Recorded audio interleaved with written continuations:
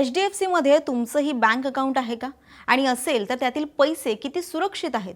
हा प्रश्न सामान्य ग्राहक म्हणून तुम्हालाही पडलाच असेल. कारण गेल्या काही महिन्यांमध्ये HDFC बँकेमध्ये लागोपाठ ज्या काही वादग्रस्त घडामोडी घडल्या, त्यामुळे सर्वसामान्य खातेदार आणि गुंतवणूकदारांच्या मनात चिंतेचं वातावरण निर्माण झालंय. बँकेच्या अर्धवेळ अध्यक्षांचा अचानक झालेला राजीनामा, MSRDCला दिलेला 45 कोटींचा निधी आणि त्यानंतर आता बँकेच्या थेट CEO आणि CFO यांना झालेला दंड, यामुळे बँकेच्या कॉर्पोरेट गव्हर्नन्सवर मोठे प्रश्नचिन्ह उपस्थित झाले आहेत आणि त्यामुळेच बँकेतील आपले पैसे सुरक्षित आहेत का असा प्रश्न पडणं स्वाभाविक आहे. आणि या सगळ्यावरती तज्ज्ञांनी नेमकं काय म्हटलंय, गेल्या 5 महिन्यांमध्ये HDFC मध्ये नेमक्या काय काय घडामोडी घडल्या याबद्दल सविस्तर या व्हिडिओमधून जाणून घेऊयात. नमस्कार, मी प्रेसिता आणि आपण पाहत आहात लोकसत्ता लाईव्ह. सगळ्यात पहिली घडामोड मार्च 2026 मधली आहे. बँकेचे अर्धवेळ अध्यक्ष अतनु चक्रवर्ती यांनी आपल्या पदाचा अचानक राजीनामा दिला. पद सोडताना बँकेचे काही व्यवहार आणि निर्णय आपल्या सतत विवेकबुद्धीला पटणारे नाहीत असं जाहीर वक्तव्य करून त्यांनी एकच खळबळ उडवून दिली होती. त्यानंतर मे 2026 मध्ये 45 कोटींच्या मार्केटिंग खर्चाचा वाद समोर आला. बँकेनं महाराष्ट्र राज्य रस्ते विकास महामंडळास 45 कोटी रुपये दिल्याचं उघडकीस आलं. ही रक्कम बँकेच्या पुस्तकात मार्केटिंग खर्च म्हणून दाखवण्यात आल्यानं आक्षेप घेण्यात आला होता. या प्रकरणाचा थेट संबंध हा माजी अध्यक्ष चक्रवर्ती यांच्या राजीनाम्याशी देखील जोडला गेला. त्यानंतर तिसरी घडामोड म्हणजे जुलै महिन्यातच बँकेच्या व्यवस्थापनेनंच अंतर्गत कारवाई करत बँकेचे व्यवस्थापकीय संचालक, मुख्य कार्यकारी अधिकारी आणि मुख्य वित्तीय अधिकारी या तिघांनाही प्रत्येकी 1 लाख रुपयांचा दंड ठोठावला असून त्यांच्या कृत्याबद्दल त्यांना लेखी इशारा देखील दिला आहे. आता ह्याच सगळ्या घडामोडींच्या पार्श्वभूमीवरती तज्ज्ञांनी आपलं मत देखील यावर व्यक्त केलं आहे.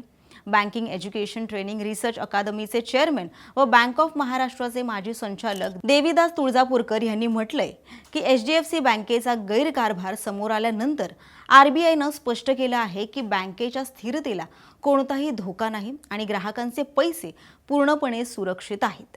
मात्र सार्वजनिक क्षेत्रातील बँकांमध्ये सरकारचा थेट सहभाग असल्यानं जी नैसर्गिक सुरक्षितता असते तशी पूर्ण सुरक्षितता कोणत्याही खासगी बँकेत नसते, ही देखील वस्तुस्थिती नाकारता येत नाही.